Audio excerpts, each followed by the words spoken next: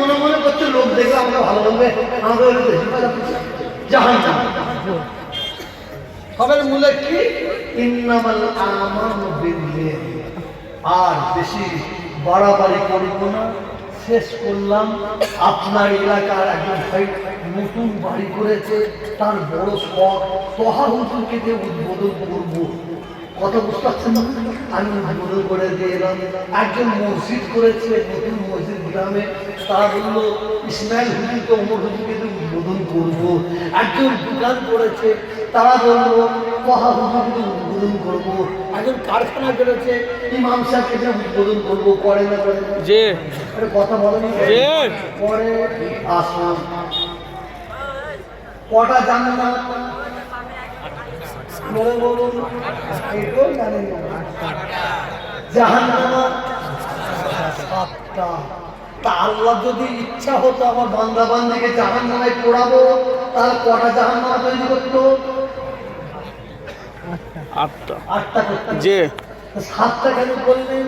এ থেকে প্রমাণ হয়ে গেল আল্লাহ চাই না আমার বান্দা বান্দিরা জাহান্নামায় যাক। মসজিদে নববী যত বেড়ে যাচ্ছে, মসজিদে নববী আসহাবে সুফায় আল্লাহ রাসূল বসে আছেন। এই চলো শেষ করেন না, শেষ করেন, শেষ করতে না তোরা এখন আমাদের তো বড় বল আমার হুজুর বস্ত্র বস্ত্র একটা নতুন অস্ত্র আছে, শুনবেন?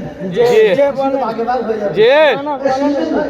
যে মদিনা শরীফে আল্লাহ রাসূলের রওজা মুবারকের পাশে একটা ছোট্ট জায়গায় ঘেরা আছে, সেই জায়গাটার নাম হচ্ছে আসহাবে সুফা। কি বললাম? আসহাবে সুফা। আসহাবে সুফা। আল্লাহ রাসূল সাল্লাল্লাহু আলাইহি ওয়াসাল্লাম বসে আছেন, পাশে বসে আছেন হযরত আবু বকর সিদ্দিক, হযরত ওমর ফারুক, হযরত আলী, হযরত উসমান গনি, হযরত আফফান, হযরত আবু তালহা, হযরত আবু জাহল, সব সাহাবারা বসে আছেন। হযরত বিল্লাল বসে আছেন। হঠাৎ দেখা যায় আল্লাহ রাসূলের রওজা মুবারকে যখন জিয়ারত করতে যাবেন, একটা গেট আছে, গেটটার নাম হচ্ছে বাবু সালাম। কি বললাম ধরে বলুন? বাবু সালাম। বাবু সালাম। হাদিসে বাবু সালামের দিকে ঢোকে। আর হযরত জিবরাইল আলাইহিস সালাম যখন আল্লাহ নবীর সাথে দেখা করতে আসেন, যে গেটটা দিয়ে আসেন, যে গেটটা দিয়ে আসেন, ওই দরজার নাম হচ্ছে বাবে জিবরিল। বাবে জিবরিল। হযরত